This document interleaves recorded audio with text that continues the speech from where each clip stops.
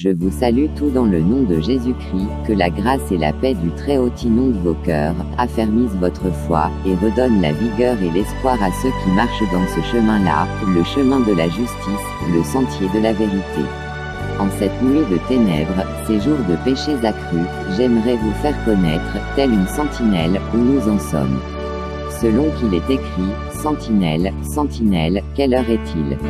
Et moi je vous dis, la nuit est sombre et bientôt la lumière du jour paraîtra, et elle anéantira par son éclat la puissance des ténèbres, car le monstre des mers a fait voir ses yeux, le serpent tortueux a jeté son regard sur la planète Terre, ses habitants ont été engloutis, et voici, la fin du jugement de celui-ci approche. Selon qu'il est écrit, toi qui dévastes, et qui n'as pas encore été dévasté, tu seras dévasté. N'aimez-vous pas le Seigneur?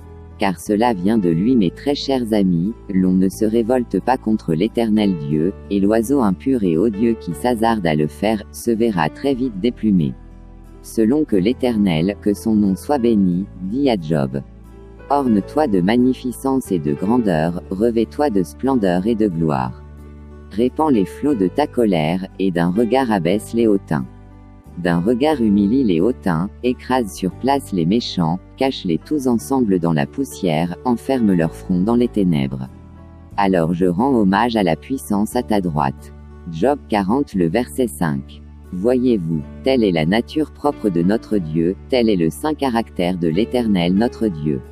N'est-il pas écrit, l'Éternel élève les humbles, mais quant aux orgueilleux, il les abaisse. Oui, il abaisse ceux qui s'élèvent.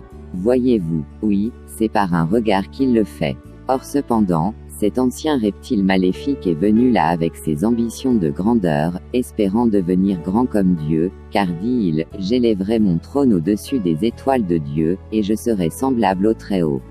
Quelle abomination! Quelle audace! Il dit, je serai semblable au Très-Haut. Son orgueil l'a perdu. Maintenant, lisons ici quelque chose dans les Écritures. Job les chapitres 40 et 41. Iras-tu prendre avec ton hameçon le crocodile? Pour le tirer de l'eau vas-tu lier sa langue avec ta ligne? Lui mettras-tu un jonc dans les naseaux? Perceras-tu d'un crochet sa mâchoire? Te fera-t-il de nombreuses prières? Te dira-t-il doucement des tendresses? Conclura-t-il une alliance avec toi? Le prendras-tu pour serviteur à vie? Ou pour jouer comme un petit oiseau? Le liras-tu pour amuser tes filles? Des associés le mettront-ils en vente? Des commerçants le partageront-ils? Vas-tu cribler de dards sa carapace? Vas-tu barder sa tête de harpon? Attaque-le, et tu te souviendras de ce combat, tu n'y reviendras plus. Vois, devant lui, tout espoir de le vaincre est illusoire. À sa vue seule, on sera terrassé.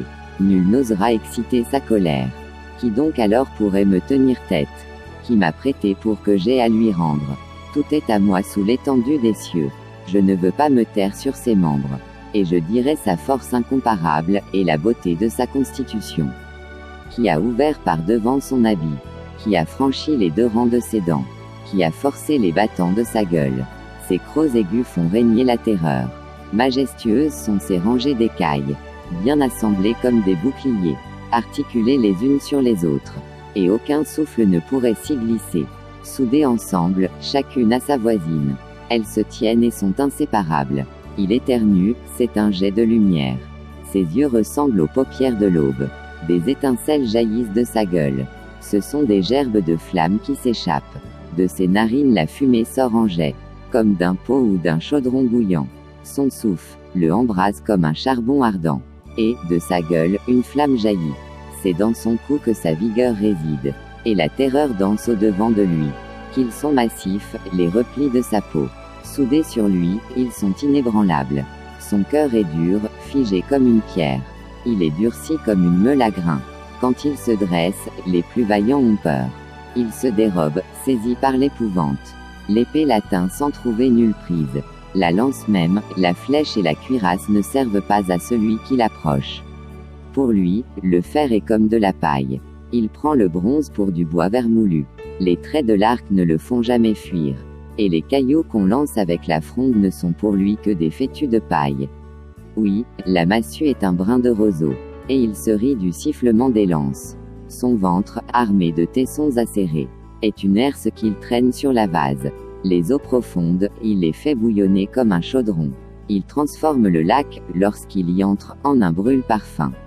Il fait briller après lui son sillage. Les flots paraissent couverts de cheveux blancs. Nul n'est son maître ici-bas sur la terre. Il fut créé pour ne rien redouter. Il voit sans peur les puissants mastodontes. Il est le roi des plus fiers animaux. Avez-vous compris? L'Éternel décrit ici son chef-d'œuvre, le crocodile, l'un des animaux qu'il a créé, de la manière dont il l'a créé et aussi comment il l'a constitué. Aussi, le crocodile comme le serpent et les scorpions, ainsi que le léopard, les sauterelles et l'ours, sont également les animaux que le Très-Haut a créés. Maintenant, pourquoi les Écritures disent-elles que « Je vous ai donné le pouvoir de marcher sur les serpents et les scorpions » ? C'est que, Satan, ainsi que ses démons, ont également la tendance à utiliser les caractéristiques de ces animaux, mais dans le but de faire du mal. Donc, dans notre sujet d'aujourd'hui, nous verrons l'action de cet esprit du mal, de la manière dont il agit, mais au travers de cet animal, que le Seigneur a appelé, le Léviathan, le monstre qui est dans la mer. Cet animal, est un personnage dans lequel le diable trouve son compte. En fait, il représente le mal qui agit dans le spirituel et dont l'impact négatif se fait ressentir parmi les habitants de la terre, qui mugissent tel un fleuve, tel une mer. Cet esprit du mal emploie et adopte dans son comportement, certaines natures qui sont propres aux animaux. On appelle cet esprit du mal, serpent, du fait que son venin est mortel, et ce venin représente son savoir, sa sagesse, sa connaissance et sa science. Aussi l'Éternel pouvait dire en termes d'avertissement à Adam le premier homme, « Tu te garderas avec soin de manger l'arbre de la connaissance du bien et du mal, car le jour où tu en mangeras tu mourras. » Voyez-vous, il n'est pas serpent, c'est un ange déchu, mais il agit tel un serpent, de sorte que quiconque entre en contact avec sa connaissance, sa science, certainement qu'il mourra, mais, s'il parvient à prendre l'antidote avant que ce venin atteigne son cœur, alors il vivra, et Jésus-Christ est l'antidote, sûr et puissant, contre les morsures de ce diable. Pourquoi? C'est parce que lui, donne la connaissance qui conduit à la vie, car il détient la véritable science qui dissipe les ténèbres, le mal et la mort. N'a-t-il pas dit, « Je suis la résurrection et la vie. Nul ne peut aller au Père que par moi. Et si un homme vit et croit en moi, il ne mourra jamais. » L'Éternel Dieu ne connaît ni échec ni mort.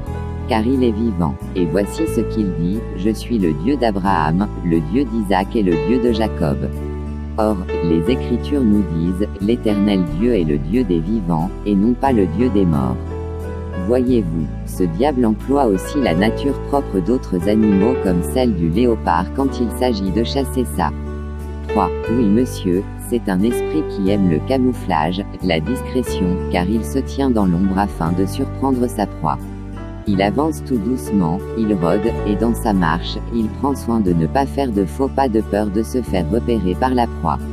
Et alors, il la prend à l'improviste, il fonce sur elle, et la voilà pris au piège. Jean l'apôtre ne dit-il pas dans le livre de l'Apocalypse, « La bête que je vis était semblable à un léopard. » Oui monsieur, telle est la nature propre de son père le grand dragon, le serpent ancien encore appelé le diable et Satan. Car, de même que la bête rôde et cherche à surprendre sa proie tout en restant dans l'ombre, le secret, de même aussi, ce diable, qui est son père, a la manie de se déguiser en ange de lumière, et lui également, comme son fils, rôde comme un lion rugissant, cherchant qui il va dévorer. Voyez-vous, autre chose, on l'appelle le destructeur et le dévastateur, en relation avec l'action dévastatrice des sauterelles. Oui monsieur, il agit dans le but de détruire en masse et de manière totale, telle une légion de sauterelles dévastant tout un champ, et sans rien laisser derrière elle comme nourriture. Mais pour notre ennemi, Satan le diable, la poussière lui a été donnée pour nourriture. Selon qu'il est écrit, tu seras maudit entre tout le bétail et entre tous les animaux des champs, tu marcheras sur ton ventre, et tu mangeras de la poussière tous les jours de ta vie. Genèse 3 le verset 14. Voyez-vous cela? Oui monsieur, il doit manger la poussière, l'homme fait de chair et d'eau, ceux qui rejettent la véritable lumière, oui monsieur, il doit les manger, et son œuvre est telle qu'il doit manger ces hommes jusqu'à dévaster toute la terre, oui, avec sa connaissance, et sa science, il doit les manger, et les conduire finalement à manger alors entoure l'arbre de la connaissance du bien et du mal, ce pain du péché, l'œuvre de leur prostitution. Oui monsieur, il s'agit de cette chose qu'ils appellent élévation spirituelle et éveil de la puissance. Oui monsieur, il les a conduits à la même rébellion que lui, et leurs yeux se sont ouverts. Selon que Satan le diable, le serpent ancien dit à Ève: le jour où vous en mangerez, vos yeux s'ouvriront, et que vous serez comme des dieux, connaissant le bien et le mal. Les Écritures ne disent-elles pas de ce serpent qu'il est le vainqueur des nations, celui qui séduit toute la terre?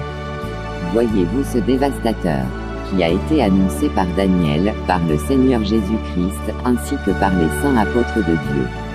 Cependant, celui qui connaît le mieux la structure, la sagesse et la force de ces animaux, c'est leur Créateur. Aussi, les Saintes Écritures disent, Jésus-Christ, la parole de Dieu, est celui par qui tout fut créé, ce qui est dans le ciel, ce qui est sur la terre, et plus bas que la terre, ce qui est visible, et ce qui est invisible. Le serpent et les scorpions, le léopard ainsi que les sauterelles, etc. ont été créés par Jésus-Christ, la parole de Dieu. Aussi, le Seigneur, au jour de sa chair, s'est fait un jour reconnaître par l'un d'eux, et voici ce que ce démon, ce serpent spirituel lui dit, toi, nous te reconnaissons, es-tu venu nous tourmenter avant le temps?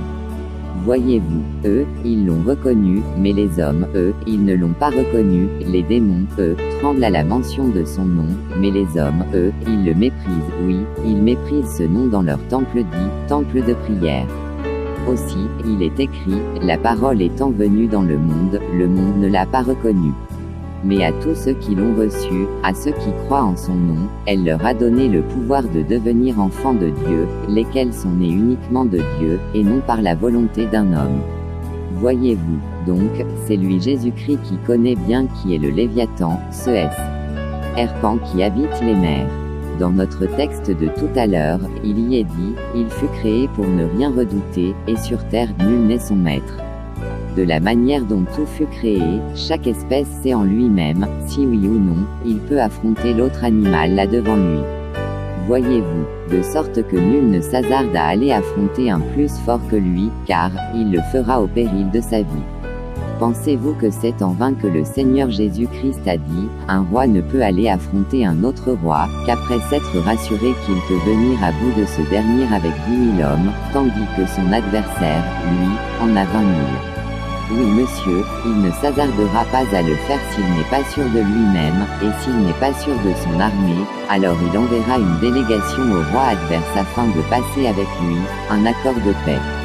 Voyez-vous, ce n'est pas aussi en vain si, lorsque l'apôtre Jean, lors de sa vision sur l'île de Patmos, entendait qu'on disait au cavalier du 3e cheval, une mesure de blé pour une journée de travail, et 3 mesures d'orge pour le même travail, mais ne fait point de mal à l'huile et au vin. Apocalypse 6 le verset 6. Voyez-vous, le naturel enseignant ce qui se fait spirituellement, car les lois spirituelles ont leur impact sur la terre.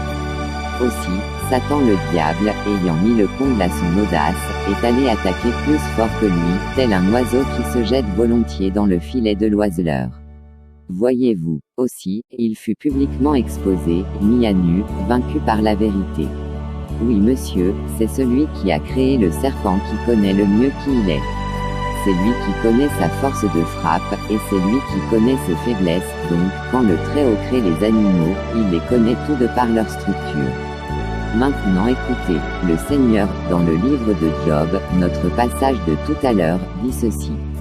Tout espoir de le vaincre est illusoire, à sa vue seule, on sera terrassé, nul n'osera exciter sa colère.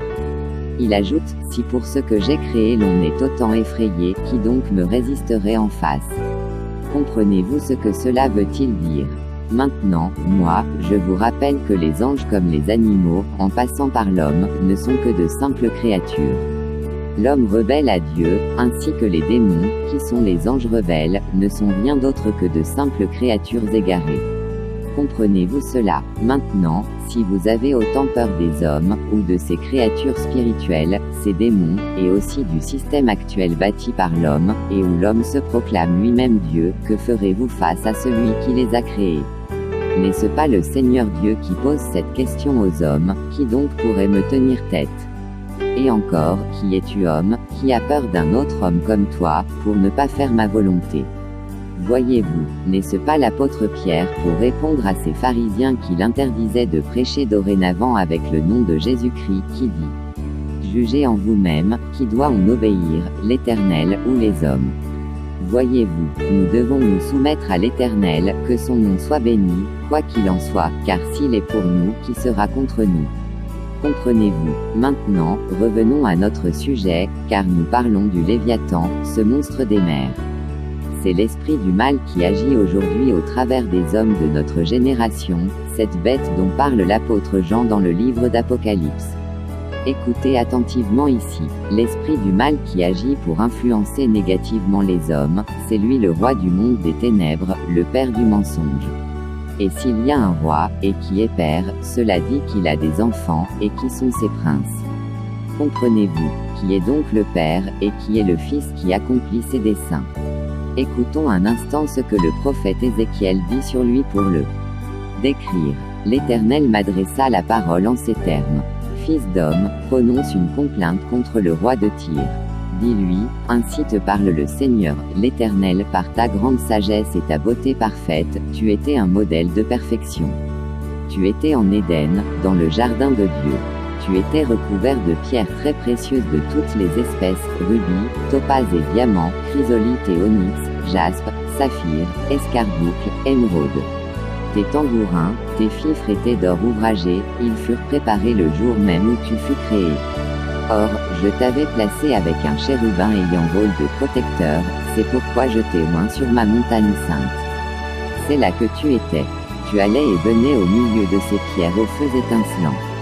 Tu as été irréprochable dans toute ta conduite depuis le jour où tu as été créé, jusqu'à ce que le mal se soit trouvé chez toi. Ton commerce prospère t'a entraîné à la violence qui a rempli ton cœur.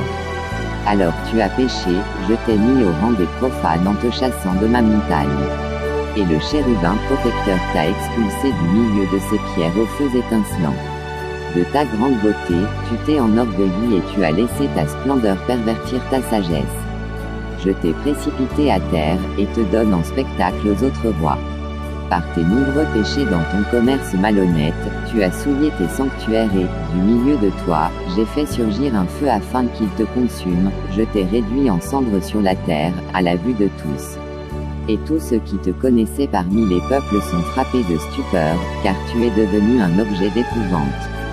C'en est fini de toi, oui, fini pour toujours. Ézéchiel 28.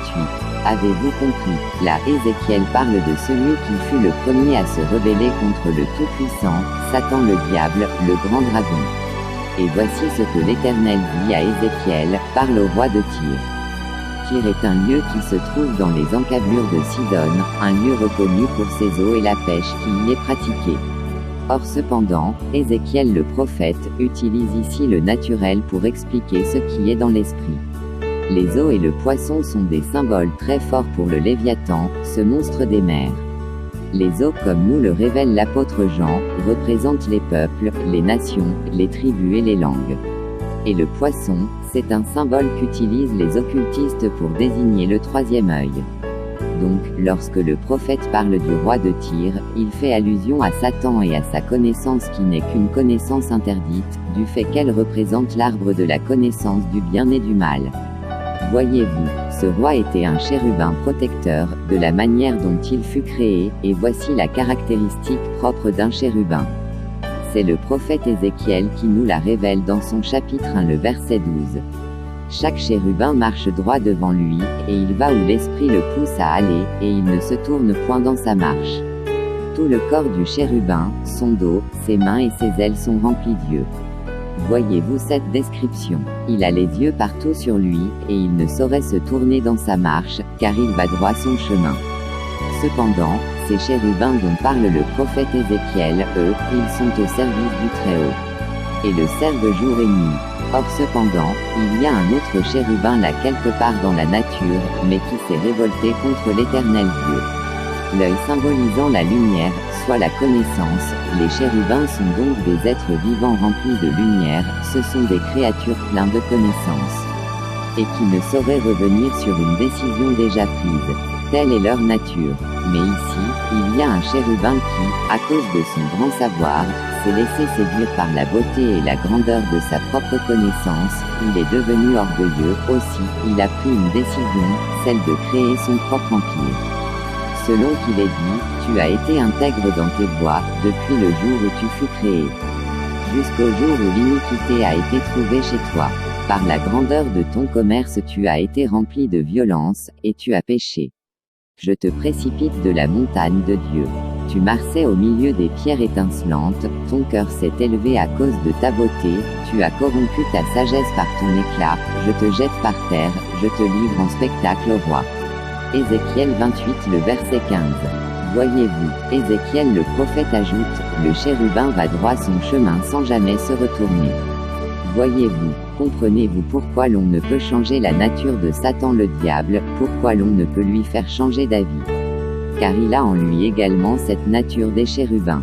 Ce serait comme demander à un avion de ligne qui a déjà pris son envol de faire marche arrière, c'est pas possible, il ne saurait faire marche arrière. N'est-ce pas le Seigneur pour le symboliser qui donne cet avertissement à ses disciples? Gardez-vous de jeter vos perles aux chiens, ainsi qu'aux cochons, de peur qu'ils ne les prennent, et ne les foulent dans la boue, et aussi, de peur qu'ils ne se ruent après sur vous pour vous déchirer. Comprenez-vous, pourquoi? C'est parce que Satan le diable transmet sa nature à ses enfants, aussi, ceux-ci ne savent pas ce qui veut dire, se repentir, ils peuvent avoir une bonne apparence de piété, mais renient quand même ce qui en fait la force, Jésus-Christ, la parole de Dieu révélée parmi les hommes. Aussi, n'est condamné par le Très-Haut que celui qui présente ces caractéristiques du diable. Oui monsieur, celui-là qui refuse de se convertir, celui-là qui refuse de faire marche arrière, c'est lui le fils de Satan, c'est lui qui est condamné comme l'est Satan son père. Oui monsieur, ce n'est que peine perdue que de chercher à changer le diable, car il a été ainsi créé, pour ne jamais se détourner du choix qu'il fait. Et c'est cela sa lumière, son grand savoir, avec lequel il a également réussi à tromper la terre tout entière. Car on l'appelle également, le vainqueur des nations. N'est-ce pas pour décrire cet animal que le Seigneur Dieu dit dans le livre de Job ceci? C'est dans son cou que sa vigueur réside. Et la terreur danse au-devant de lui. Job 41 le verset 13. Voyez-vous, il sait tout faire, mais en totalité il ne sait faire que le mal, et cela, c'est parce qu'il ne sait pas articuler les muscles de son cou, afin de regarder en sens inverse. Oui monsieur, il est épris par sa lumière, son grand savoir, et ne se doute pas un instant être sur une impasse. Non, il est très sûr de lui comme l'était aussi Judas Iscariote, mais l'issue de tout cela n'est rien d'autre que la mort. Si seulement l'homme, lui, pouvait se retourner afin de regarder en sens inverse, certainement qu'il rencontrerait le Seigneur Jésus-Christ. Mais cependant, comme le dit le prophète Ésaïe, parce que je savais que tu es obstiné, que ton cou est semblable à un tendon de fer, et que tu as un front de bronze. Voyez-vous, tels sont devenus les hommes de notre génération, le cou raide, incapables de regarder en sens inverse, par crainte de rencontrer la vérité, la véritable lumière, Jésus-Christ le Seigneur. Voyez-vous, écoutez, à quoi ressemble un chérubin? Il ressemble à un veau, il a la face d'un veau. Vous lirez cela dans le livre d'Apocalypse au chapitre 5. Écoutez donc, Satan, lui, c'est le serpent ancien, le plus rusé de tous les animaux que l'Éternel Dieu a créés. Le naturel n'est que l'image des choses spirituelles. Aussi, l'Éternel, après avoir créé le soleil, la lune et les différents luminaires dans le ciel, il créa la terre et la mer, les arbres et les animaux de toute espèce, enfin il dit, faisons l'homme à notre image selon notre ressemblance. Comprenez-vous, donc, lorsque l'on appelle cet ennemi du bien, serpent, scorpion, ou destructeur comme les sauterelles, quand il se présente comme un ours, ou comme un léopard, et dont ses décisions sont semblables à celles d'un veau ailé, un chérubin, tout cela ne représente que les habitudes qui le caractérisent. Car il est la mort, les ténèbres, l'opposant du bien. Il est, spirituellement parlant, le plus rusé de tous les animaux que l'Éternel Dieu a créés, c'est le père de la confusion, celui qui par la ruse cherche à bâtir son empire. Selon qu'il est dit, j'élèverai mon trône au-dessus des étoiles de Dieu. Écoutez, Son trône n'est pas dans le ciel, sa gloire c'est parmi les hommes qui lui prêtent allégeance, ceux qui le servent au travers de leurs mauvaises œuvres. Donc, quoi que ce soit que tu peux faire, et qui déplaît à Dieu, est comme une offrande à Satan. Écoutez, quand l'apôtre Jean dit, les habitants de la terre adoreront la bête et le grand dragon, et ils s'allieront derrière lui, en disant, qui peut combattre contre la bête, et qui est semblable à elle.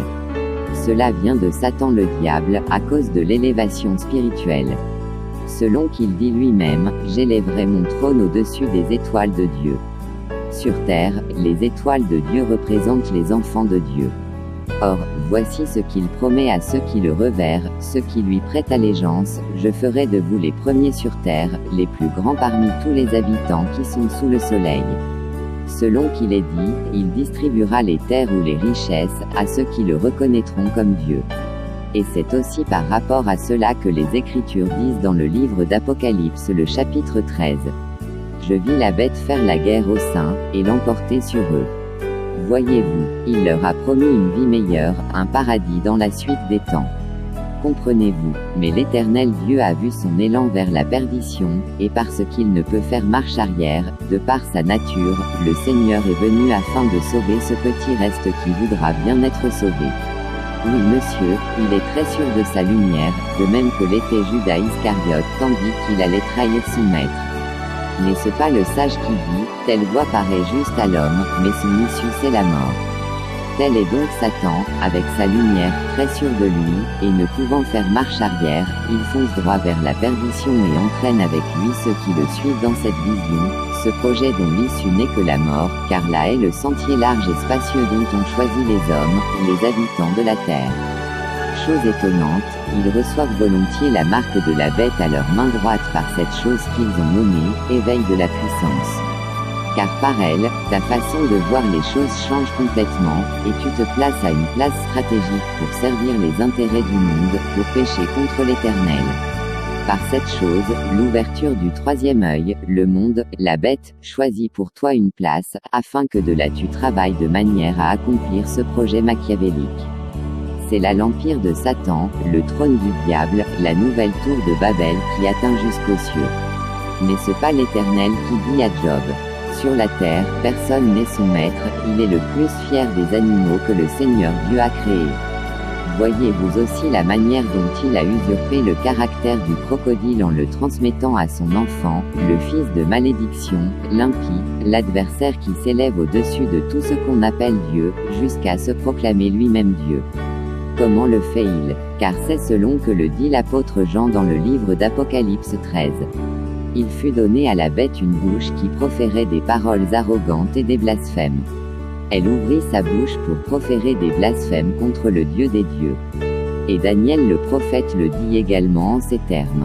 Je vis cette corne faire la guerre aux saints, et l'emporter sur eux, jusqu'au moment où l'Ancien des jours vint donner droit au sein du Très-Haut, et le temps arriva où les saints furent en possession du royaume. Daniel 7 le verset 21. Voyez-vous, cette bête, qui représente les nations, les peuples, les langues et les tribus, a été élevée par le dragon, le serpent ancien, encore appelé le diable et Satan, par le biais de cette chose qu'ils ont nommée, élévation spirituelle, éveil de la puissance. Oui monsieur, Satan les a fait manger l'arbre de sa connaissance, selon qu'il est écrit, le jour où vous en mangerez, vos yeux s'ouvriront, et vous serez comme des dieux, connaissant le bien et le mal. Voyez-vous cette lumière trompeuse qui séduit la terre tout entière? Oui monsieur, il est devenu orgueilleux à cause du succès dans son commerce, ce trafic maléfique qui excite les hommes à se plaire dans le mal. Car espère-t-il avoir un avenir paradisiaque où tout excès est permis, et où ceux qui sont à la tête tyrannisent ceux qui sont au bas de l'échelle, en leur faisant croire que la médiocrité et la bêtise sont le lieu idéal pour eux. Par cette chose qu'ils appellent « ouverture du troisième œil », ils ont foulé la terre, et brisé ce qui y restait. Ils ont été élevés, et aujourd'hui, ils sont dans tous les secteurs de la vie, ils règnent en maître sur terre, selon que Satan l'a usurpé du crocodile, ce saint caractère, sur terre, nul n'est son maître. Maintenant écoutez, et parce qu'il a poussé son orgueil vers le temple du Dieu des dieux, l'habitation de son Esprit Saint, l'église du Dieu vivant, il devra aussi manger les fruits de son audace. selon que l'a dit le psalmiste David. Le méchant forme des projets contre le juste, et il grince des dents contre lui. Le Seigneur se rit du méchant, car il voit que son jour arrive. Les méchants tirent le glaive, ils bandent leur arc, pour faire tomber le malheureux et l'indigent, pour égorger ceux dont la voie est droite. Leur glaive entre dans leur propre cœur, et leurs arcs se brisent. Psaume 37, le verset 13. Et pour l'appuyer, l'apôtre Jean nous révèle l'issue de ce combat entre le bien et le mal, entre la lumière et les ténèbres, entre le Christ et l'Antichrist. Selon qu'il est écrit, la bête et les cornes combattront contre l'agneau, et l'agneau les vaincra, parce qu'il est le Seigneur des seigneurs et le Roi des rois, et les appelés, les élus et les fidèles qui sont avec lui les vaincront aussi. Apocalypse 17, le verset 14. Voyez-vous, ils vaincront aussi, et recevront la terre comme héritage, parce que le Seigneur est descendu, lui le premier, afin de détruire les œuvres du diable. Selon qu'il est écrit, en fait, personne ne peut pénétrer dans la maison d'un homme fort pour s'emparer de ses biens sans avoir d'abord ligoté cet homme fort, c'est alors qu'il pillera sa maison. Vraiment, je vous avertis, tout sera pardonné aux hommes, leurs péchés et les blasphèmes qu'ils auront prononcés. Mais si quelqu'un blasphème contre l'Esprit Saint, il ne lui sera jamais pardonné, il portera éternellement la charge de ce péché. Marc 3, le verset 27. Écoutez bien ce que dit le Seigneur. En fait, personne ne peut pénétrer dans la maison d'un homme fort pour s'emparer de ses biens sans avoir d'abord ligoté cet homme fort, c'est alors qu'il pillera sa maison. Vraiment, je vous avertis, tout sera pardonné aux hommes, leurs péchés et les blasphèmes qu'ils auront prononcés. Mais si quelqu'un blasphème contre l'Esprit Saint, il ne lui sera jamais pardonné, il portera éternellement la charge de ce péché. N'est-ce pas merveilleux? Oui monsieur, cela est merveilleux, et le Seigneur de l'univers l'a voulu ainsi, afin d'accomplir sa parole selon qu'il le dit à Job, peux-tu par un simple regard, abaisser les hautains? Oui monsieur, c'est lui qui détient le pouvoir de renvers. Les forces du mal, d'anéantir l'orgueil des impies, et de briser le bâton des méchants, selon qu'il est écrit. En ce jour, l'Éternel frappera de sa dure, grande et forte épée le Léviathan, serpent fuyard, le Léviathan, serpent tortueux, et il tuera le monstre qui est dans la mer. Ésaïe 27, le verset 1. Voyez-vous, maintenant, écoutez, le Seigneur a dit dans le livre de Job ceci. Ses yeux ressemblent à l'aurore. Qu'est-ce que cela veut-il dire? C'est que, lorsqu'on le voit, c'est dans une heure sombre de la nuit, car c'est alors qu'il œuvre pleinement pour l'accomplissement de ses desseins, il se retrouve à l'heure la plus sombre de la journée, et quand on le voit, quand l'on voit ses yeux, cela voudrait dire que le jour n'est pas loin, la véritable lumière arrive comme montée sur un cheval blanc, afin de chasser les ténèbres, afin de renverser et détruire le patron du mal ainsi que ses œuvres. N'est-ce pas le Seigneur Jésus-Christ qui le dit, tandis qu'il annonce les événements qui sont les derniers? Les choses qui arriveront à la fin du monde, juste avant sa venue ceci. Quand vous verrez arriver ces choses, alors, redressez-vous car votre délivrance approche. Matthieu 24. Comprenez-vous cela? Et c'est alors que sera accomplie cette parole du Seigneur, moi l'Éternel, j'élève les humbles, et j'abaisse les orgueilleux. Voyez-vous, ce que désiraient les habitants de la terre, ce qu'ils ont convoité et acquis par l'élévation de la puissance, cette chose qu'ils appellent « éveil de la puissance et ouverture du troisième œil », cette œuvre de rébellion contre le Très-Haut, fondée dans la connaissance des choses interdites, ils ne l'auront pas, parce qu'ils ont été trompés par Satan le diable, Satan les a mentis, il les séduit, de même qu'il a séduit Ève, et le royaume reviendra à Jésus-Christ, parce qu'il est le roi des rois. Et c'est à lui que doit revenir les honneurs dont le roi a droit, c'est à lui que revient le trône et le règne éternel. Selon qu'il est écrit, donnez à César ce qui est à César, et à Dieu, ce qui est à Dieu. Il a accompli sur terre une œuvre qui lui a donné le droit légal d'être roi, alors, en tant que roi, les honneurs qui lui sont dus, doivent lui revenir. Et les élus, les appelés, vaincront aussi parce qu'ils sont avec lui. Écoutez ici un instant, ceux-ci, les élus, ne vaincront pas parce qu'ils sont forts par eux-mêmes, non monsieur. Mais ils vaincront parce que le vainqueur, Jésus-Christ, habite en eux, et c'est lui qui rend toutes choses possibles dans nos vies, oui, c'est lui en nous qui fait de nous des agneaux comme il l'est lui-même, et c'est l'agneau, symbole de l'innocence et la pureté, symbole de ce qui est humble, c'est lui qui sera élevé. Selon qu'il est écrit, ils seront sacrificateurs de Dieu et de Christ, et ils régneront avec lui pendant 1000 ans. Ne l'aimez-vous pas? Nous l'aimons. Et que tous ceux qui l'aiment disent, merci Seigneur pour tes bienfaits dans ma vie. Oui Seigneur, nous te disons merci pour ton amour envers nous. Amen.